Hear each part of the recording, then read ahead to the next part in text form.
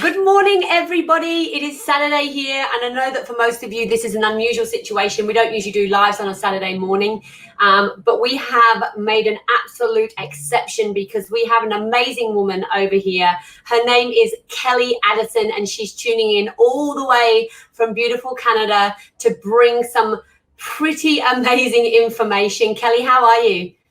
I'm good. It's still Friday here. So we're time traveling together right now. And that's why there was some confusion. I thought we were supposed to be tonight. You thought we were tomorrow, and that's because we're on the opposite side of the world. So I'm sorry for everyone that's waking up early to see this right now. But thanks for tuning in because it's nighttime here in Canada almost. Like I can imagine. And we do interviews all over the world anyway. And look, sometimes we make exceptions because what you have is a little bit controversial. It's very cool. It's very now. It's very, just a tad. It's very progressive. So today, if you're just joining us, we are talking with Kelly about cannabis, not just cannabis, but a cannabis church. And I find that whole scenario, you've got two very controversial subjects and combining the two. Now, we were talking off air earlier about the concept, and it is up and running in parts of America. And you've got, you said... British Columbia, and there's some, well, the churches, there's some in Portland, I believe, Portland. So the United States of America have a couple. Yeah. And they've been doing cannabis a little bit longer than we have here in Canada in some parts of it. They're still not legal the way that you're still not legal. You're legal for medicinal purposes, whereas here in Canada, we're recreational as well as medicinal. In the United States of America, some states are open to the recreational, but most of them, federally, it's illegal down there. But they do have their churches. I believe there's a church in British Columbia here in Canada, and then there's a few Rastafarian churches, but for the most part, we're pretty much the first one. We've already got a comment already. Sign me up. Come on over, Corey. So quite literally, I mean, look, on that, when you say like church, is it a church in a traditional sense? So are we talking about the same type of religion, or you're walking the path and creating your own version of religion? What does that look like for you, Kelly? Little bit of both. I'm a minister under the Church of the Metaphysical. So I've been ordained within the Church of the Metaphysical.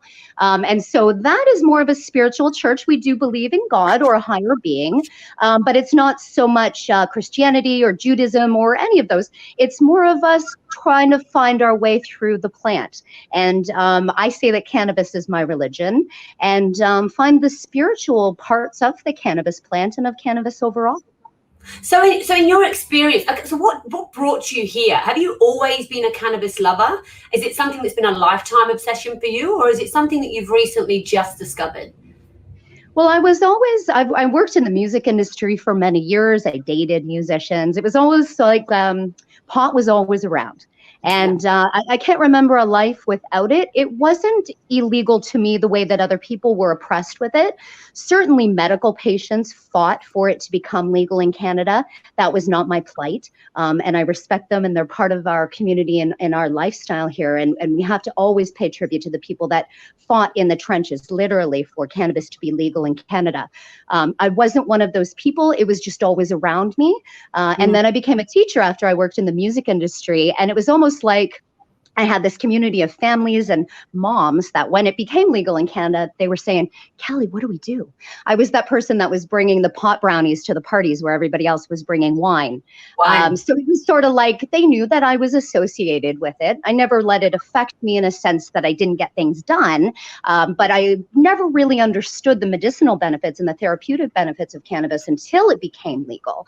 And then when it did, I was like, I need to go back to school for this stuff. So I left my job as a teacher, and I decided I'm opening up a cannabis lounge. I'm going to learn about cannabis. I'm going to take all these university courses and become an expert so that I can help be able to have people access cannabis in the best way that they need it. I mean, look, going back to, you just mentioned it before. So like wine versus weed, and it isn't really wine versus weed, because I feel like that's actually, good on you. And it's no different from me sitting here if I had it's 9 o'clock in the morning, but like for me at the moment, it'll be a bottle of water.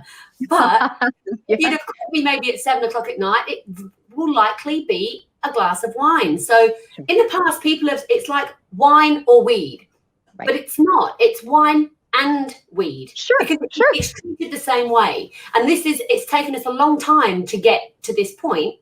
Right. To be able to have people accept it. And there's no wonder, because it was dressed as a devil's drug for the longest time. Yeah. As we're talking, I'm going to take you over to my bathroom to show you what's there, so you can see what we saw. So yeah, it was for 88 years it was illegal, and we dealt with the stigma of it, and we saw posters that look like this, and we saw posters that look like this. Yeah. And we saw posters that look like this. And so what I did was I said, you know what? You told us to believe that. I'm going to have a contest where you show me the most beautiful plants, and then I'll put those pictures up next to these horrible pictures, because they told us, believe this. But look how beautiful it actually is. It's actually a beautiful, wonderful plant. Yeah. And you know what? People are like, oh, drinking and driving and all the rest of it. I'm like, people freaking out about people being stoned. You shouldn't anyway. And I am a big advocate for that. Whilst in as much as you shouldn't drink and drive, I don't think you should drug and drive. You shouldn't be high. No, you shouldn't. Correct, token drive. I'm not familiar with the terminology because it's not a thing here, and I'm quite sure it will happen, and it's going to explode. And I know that in this country, there's people preparing and already doing it now to grow for medicinal purposes. I think people are just waiting for the switch to be flicked to transition over into that recreational space. So what have we got here? Oh, here's Tracy. Tracy, what's she saying here? The medical benefits are phenomenal. My hubby cured his cancer, and autistic grandson can concentrate. Oh. I love hearing those stories. I really do love hearing those stories. It's wonderful. And it's curing, it's eradicating cancers all over the time. We don't go as far as saying it's a cure, because it is not for some, but for others it is. And we actually deal with that a lot here at Kelly's Green Lounge. We help people be able to find the medicine that they're looking for the eradication of cancer. Well, it can be a management process in as much as anything, right? So I think a very clear message, I was discussing this with my assistant on the way here this morning, and saying that it's all about education. And because we've been heavily educated, as you say, for the last 88 years around how bad it is, and we haven't really had 88 years of all the benefits and the good qualities and the good properties. So I think it's going to take what you're doing, and that's what you're doing with the Kelly's Green Lounge. It's you're wanting to build a church and a mentality around celebrating the goodness. Is that basically? Yeah. We call it breaking the stigma. So it's been stigmatized. Cannabis has been stigmatized as you see the guy sitting on the couch eating the Doritos and they're lazy. And there's a lot of people that consume cannabis to go work out. So it's sort of like we have this, we now have to turn the world around and make them realize that cannabis is actually good for you as opposed to bad for you. On that, you can abuse things, can't you? Just as much as like alcohol, with it being legal. Yeah. Painkillers, you can abuse marijuana though as well, right? Well, so if you look at it in the recreational sense, perhaps, but because we look at it as, people that are using cannabis for recreation are actually getting the medicinal and the therapeutic benefits of cannabis anyway. So overall, when we look at cannabis as a plant and a medicinal concept, we don't really think of it as overusing it. That said, if you are using it and you're using strains that maybe give you couch lock and you're not achieving the things that you need to do, or it's your go-to as opposed to getting up in the day or whatever it is, and you're not working and living through your life the way that you should, perhaps that's something that we would look at. But as far as substance abuse, we actually use cannabis to help people get off of substances. So that's another thing that we do in the lounge. We have a support group where we help support addictions or people that are affected by addictions and help them be able to use cannabis to get off of the addictions that they're addicted to, the substances that they're addicted to. So yes, there is a possibility of becoming addicted to it, but it's a medicine and it's plant. So I think it's a kind of good addiction. And look, I don't think I've ever heard of anybody being aggressive or crazy on marijuana. Most people are happy, chilled out, and it is that kind of like blissed out vibe. So, the thing is, I can only ever see good things. And that, I suppose, is a concern where it's people start to overuse things, because you can have too much of a good thing. Absolutely. As well. And not going too crazy. So I'm excited because you actually, and when you say you're going to create this cannabis, or you're already doing it, and you have your Cannabis Church, you actually have a church, you have a place where you'll have your sermons and all that jazz. Can you take me through it? Okay. You know what I'm going to do? You know, the fun part about it is that I'm going to show you our village. We're going to go outside for a minute so you can see the front of the village. So I'm in a village of 1,200 people. That's it. So it's a tiny, tiny village. There's like nothing here. And then you've got Kelly's Green Lounge. So you can see it, right? And then we go in here. So I'll take you in. Now you can't smoke inside. It's a bylaw. And you have to be 19. So we make sure that everybody's following the rules and the guidelines that Ontario, Canada puts forth through us. We have a section here that's our marketplace, where you can buy things like, do you know what a dab rig is? I don't either, really. But this thing is called, look at this. It's a dab rig. Can we see it? Where can we do the light? Look at this thing. What is this thing? I don't even know. There's these things that people buy. Look at this bong. This is a bong. Look at this thing. It's bigger than me. And people, right? And people smoke out of it. So we have things that people can purchase here that they would need to smoke. We've got something called a shatterizer, which is an incredible thing for an extract called shatter. I know there's so many different terms. I had to learn them too. And then we've got the lounge part. So we're coming in. So for here, we have the lounge, which is open for drinks. Like you can have like coffee and tea and different snacks and stuff when we're open. And then you can come here and you can play board games, or you can go into our library section, which is over here, and you can read books. We have encyclopedias of cannabis down here. We have, I don't know if you can see it because it's kind of dark, all kinds of literature that would to do with cannabis, but there's also fun reads too if people come and they want to grab a coffee and sit in one of our lovely chairs. And then we have our kitchen area where I stand behind when we have our events. So on Friday nights, we have rec nights. We have live comedians or live bands or musicians that come in and entertain us. We have trivia, all kinds of things. And that happens in this room. Hey, just as you're talking, as you're taking us through, the mayor in your town fully supports this, doesn't he? Mm-hmm. And this is, and this is this, I've got goosebumps. And this is a sign of progression and a sign of the times. I mean, have you had any resistance? Have you had any pushback? Have you had any people saying, no, we don't want this here, or... A little bit. So for the most part, we did. We had a ribbon cutting where we had the mayor and all his constituents come. I had people from the cannabis community, legendary people from the cannabis community. So we had a big line. We had them on one side and the constituents of the area on the other side, and they cut the big green ribbon. It was quite beautiful. And they were really supportive, and they have been since. The only pushback I have received, and that's a lot, like, I mean, considering I've been doing this for a little while, was we have something called the Orono Fair. And it's been around for 180 some odd years in our tiny little farm village. And I went to the board to try to allow cannabis as an agricultural crop as part of what they do in the fair board. And I got a little bit of pushback for that, to be honest. And I think it was just because they're not used to it. They still have the stigma. And a lot of them are farmers that don't have the education necessarily that they need. So unfortunately it was canceled this year because of the pandemic. But next year, I'm going to join that board and I'm going to fight for our right to put cannabis in the fair. Yes. And look, I think a lot of it comes from fear, I think.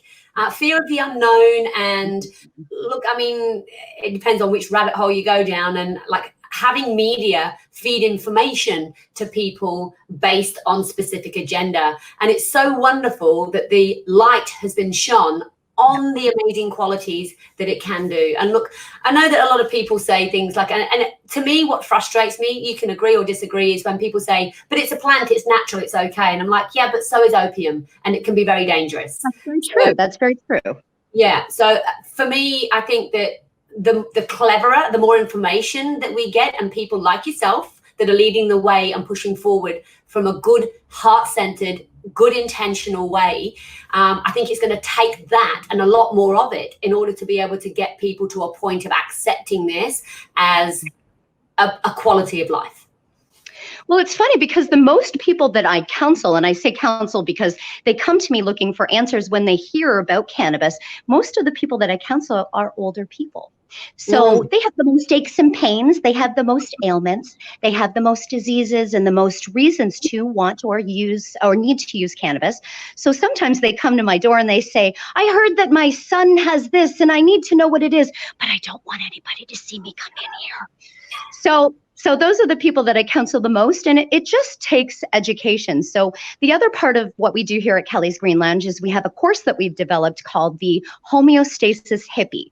And that is a course that I have with myself and 4 other educators who are absolutely brilliant.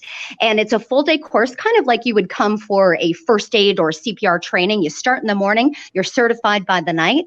And by the time you leave, you know about cannabis and you're a better human. Because the part of that we teach is we teach you not just about how to grow the plant or what the plant does, but we teach you about how to be a better human. We teach you about the spiritual side of it, how to be kind, how to pay it forward, that kind of thing. So we're all about the education here, and that's just really as we progress and we move forward, that's the way to break the stigma. Absolutely, Kelly, and I'm literally covered in goosebumps because it is about breaking that stigma. And I can't, like, the amount of bad press it's had. Literally, you've got your work cut out for you, but you're doing all the right things. It's not like you're just in it to get the quick buck and make the money and get high. And this is it. So, like, as with any small business, it can be hard. Growing a business and growing, especially something that you're doing that's from a passion space, it can be hard, just like any small business. And I think you're ticking all the right boxes. Tracy's saying there's not enough education, but I like this comment. It says government can start to repair the economy with it too. Australia, the country where the government run the people. Australia is a country where the government run the people. It would be nice if we could have it the other way around and the people actually get what they want, I suppose. I don't know what that comment was. Facebook user, I don't know who you are. Can you clarify that comment for us? Right. So John, here we go. Join Kelly's Green Lounge to connect with Canna activists here in Canada. That's my publicist. That's my lovely publicist. That's so good. That's so good. And absolutely, anybody that's interested, 100%. I'm sure, Kelly, we're going to put links and stuff in the side anyway, so that's going to be a thing. That says, that honestly sounds awesome, Kelly. Here we go. That honestly sounds awesome, Kelly. Education all the way. And look, information is powerful. Really is. It really is. That's how we get anywhere. That's how we make the changes. That's how we move things along. And education, knowledge, like there's people that maybe they smoked a joint or ate an edible or something like that, and they're afraid because they greened out, that's a term for overconsumption, or maybe they feel the paranoia or they get sick. And what we do is we do something called Toke Buddy Experience. So you can sit with us and you can get high again and be with somebody that's safe, that knows what to do, because there's a way. If you consume too much, there are methods and steps to take to get out of that headspace, and we know what we're doing around here to fix that. Yeah, I'm not gonna lie, that's me. That's where I sit. It's the paranoia thing, and I'm just kind of like, oh, because I think I'm such a control freak. I'm like, oh no, I can't be out of my mind. But the funny thing on that is I can be drunk, so it's really kind of like one and the same. It's just a different experience. Okay, but don't consume cannabis after getting drunk. So that's a bad thing to do. So you consume cannabis first and then alcohol second. And the reason for that is alcohol opens up your blood vessels. And then so when you put the cannabis inside, you're going, ah! Trust me, it's happened to me. I've ended up sleeping in a bathtub because of alcohol first and cannabis second. So I'm just warning you because I've been there. And this is it. There are safe ways to do things, and I'm all about things in moderation and making sure that that you're doing things in the right way, in the safe way. There's so many people that are loving this. Everyone's like, yes, I love this. We've got Corey, who I think is one of your biggest fans, is like, OMG. It's so good. And I'm really just like, I'm not disappointed. It's just that it's Saturday morning here. And I know that if we were here yesterday in the afternoon, it would have been, you'd be inundated, because I know, like, we've been, for here, it's like in Australia, we've been pushing for this for a very long time as well. Look, personally, I kind of I go in and out of certain things, because you see people that lose their way with anything like alcohol, smoking, painkillers, and all the rest of it. And I really, truly believe it is all about education. And that's it. Just make sure that you're using things safely and that you have a buddy. What a cool idea.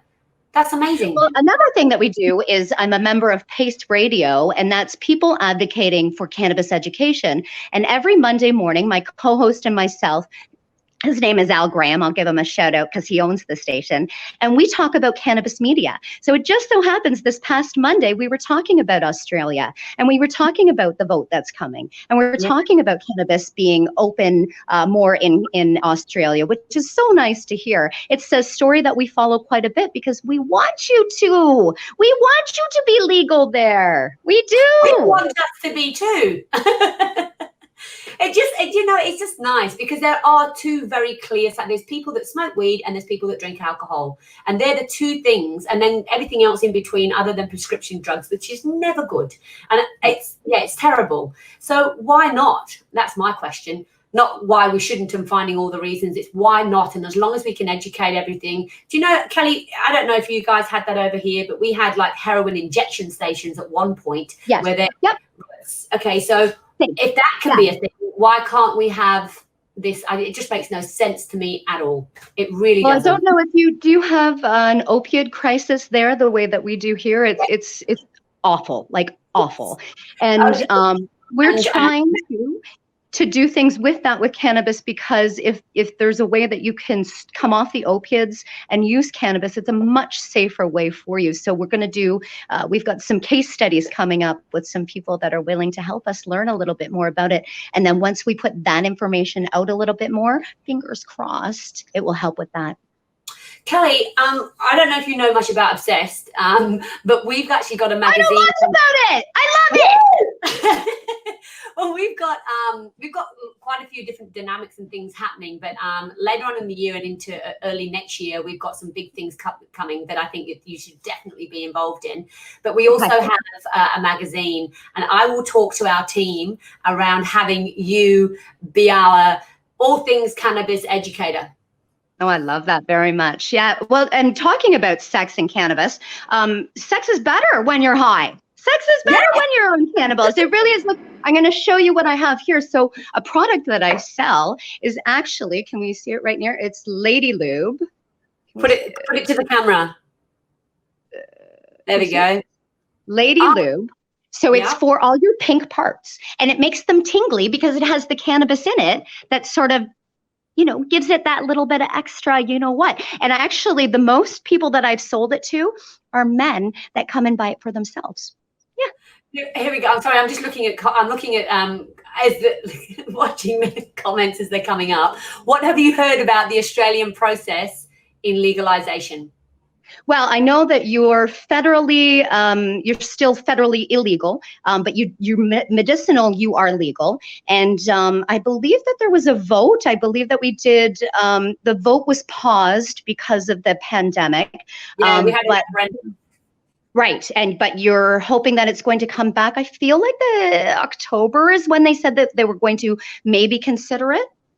Yeah, there was a referendum in New Zealand, and again because of the pandemic. But usually what happens over here, Kelly, is that New Zealand will go first and Australia follows.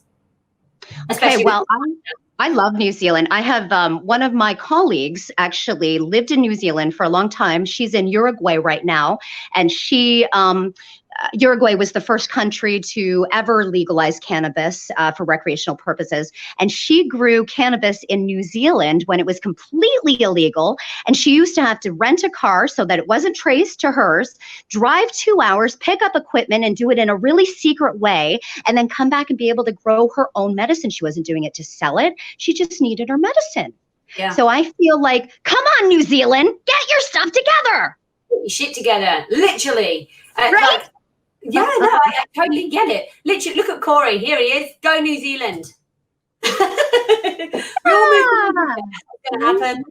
No, but I love good, healthy conversations and open conversations. Look, I was, again, discussing with my assistant, this was yesterday, you can have opposing views, and I think with everything that's going on in the world right now, it's not about necessarily agreeing with one person. If you're staunch against it, I really encourage you to educate yourself, digest as much information, listen to podcasts with an open mind, with a view not to necessarily having your mind changed, but just receiving information, and then use those bits of information, use your common sense, use what you know, look for the good, look for the bad, and then come to a decision. Because my mind's changed. I used to have very staunch views about it. I was the same. I came from the old school background. My parents are older, and they would be like, no, it's terrible. It's, you know, it's for losers, it's for bums, it's for the unmotivated, you know?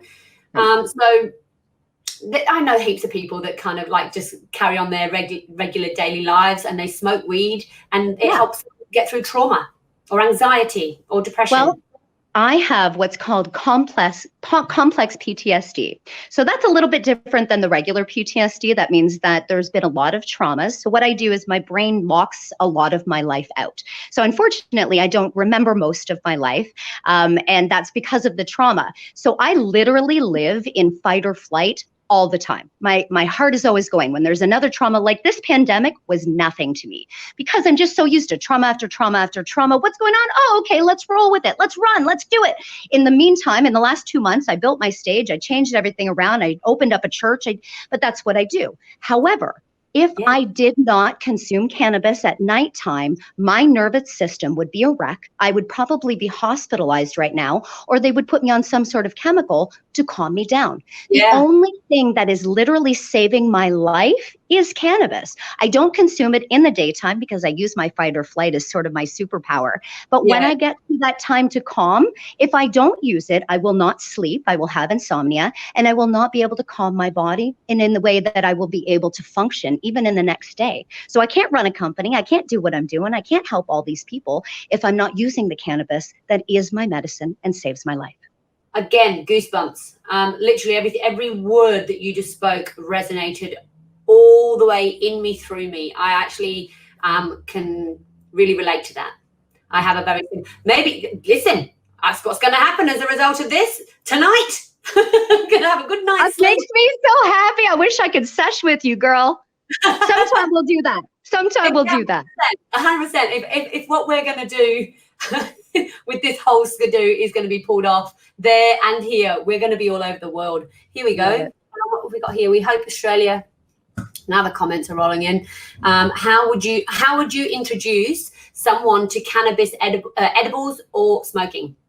Yeah, so that's an excellent question. When I'm talking to someone about starting for the very first time, I always tell them slow, very, very slow. You do not, even for the first time or the first couple of times, you do not want to get high.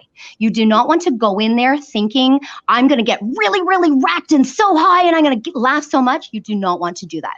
What you want to do is you want to enter it into your body. So you're entering cannabinoids into your endocannabinoid system. That's what it's called in your body. And there's these little signals that are going, feed me, kind of like locks and keys. When you're just starting out with cannabis, you just want to give yourself a little bit. Maybe one day you have a little bite of something, then the next day you have another little bite, maybe it's a little bit bigger. By the third or fourth time that you try, put on a nice movie that's going to make you laugh. Make sure you're in a setting that is very, very relaxed for you, and get high.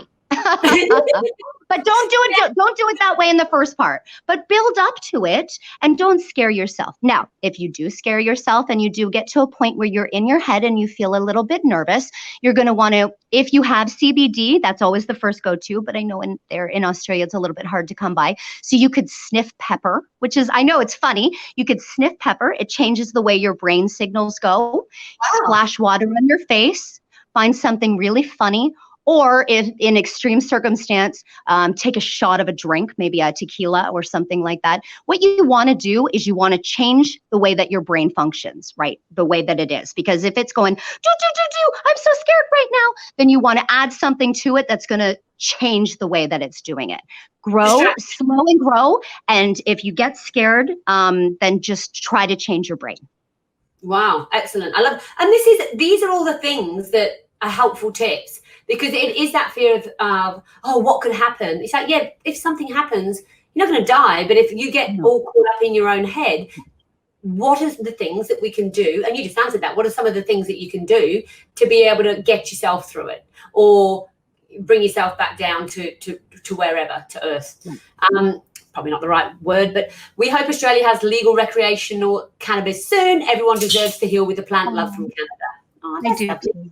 We've got a big one here. It's covering our faces, but it says the good Lord that in Massachusetts, you can have a legal medical marijuana card, which allows you to grow your own with limits attached, of course. I've had chronic pain for 25 years as a result of getting hit by a car on a bicycle, and I didn't want to delve into the morphine scene. And I only use it when I just cannot control the pain any longer, just for some relaxation and pain relief. But you're absolutely right. It is selling off the shelves right now in every variety possible. Yeah. And there's so many different ways that you can consume cannabis right now. You don't need to smoke it if you don't want to. There's oils, there's capsules, there's vaping. There's so many different ways, edibles, that you don't need to smoke the cannabis. And there's so many different types. You don't need to get high. Like, I don't like to be out of my skull high. I don't. I like to calm. I like CBD for the stimulant, but I'm not really a big fan of getting Now, I have people in my life, in my community here, and I'd love to invite you back to meet them someday because they're quite characters. They love getting that, like that cross-eyed. That's just not me. And if you do want to do that, then there's ways to do that. But if you just want to try it and you just want to just start, then just start with little bits of it and you'll like it. I promise you. Again, I see everything you're saying to me, all I can reference it to is alcohol. And it's no different where you get people that will binge drink or get really wrecked, and young people that just want to kind of experiment and push their boundaries. But the same thing, like, I don't want to drink to get absolutely plastered.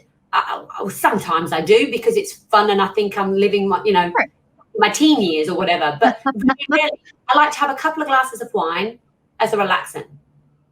It's the same thing.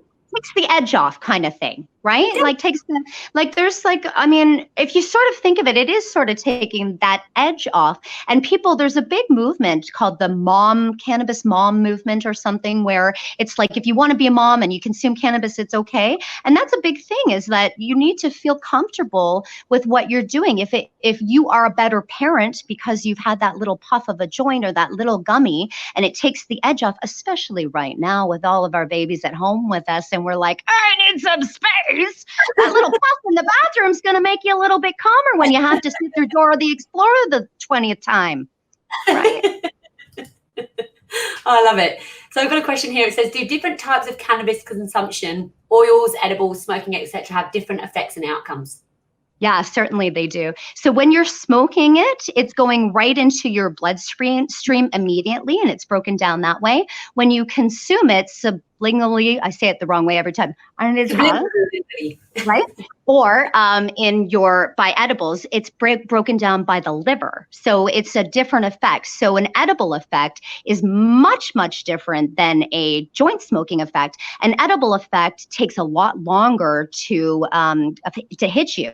And that's another thing. So if you're going to try an edible in any way and you've never tried it before, give yourself an hour or two before you think, oh, it's not good, it's not working. And then what you'll do is, I'm going to eat that other brownie. And then you're screwed. Trust me, it's happened. So just like wait that hour or two before it hits you. But the other thing about an edible is it lasts a lot longer too. So you're going to be expected to feel the effects of it for up to 12 hours and sometimes even the next day, because you'll go to sleep a little bit. Now with smoking, imagine you smoke a joint and then something urgent happens. You can almost sort of regulate yourself a little bit to come back to center so that you can deal with it. If you're smoking an edible or using a tincture, that's not going to happen that fast. Okay.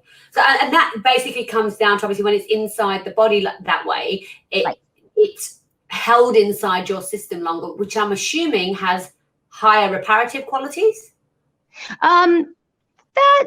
Not necessarily. So what I was explaining earlier is when we have the endocannabinoid system, there's like these little receptors in our body. And whatever way we're getting the cannabinoids in any of the different forms, it's going to hit into those receptors like we think of a lock and key.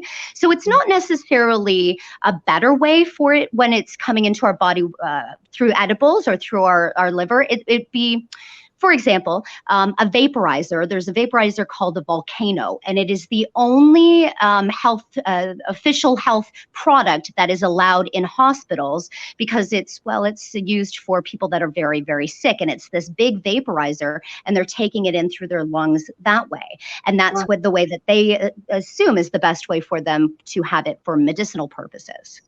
Yeah, because there's different, like, I mean, they talk about cerebral highs and obviously ways to get it into the body.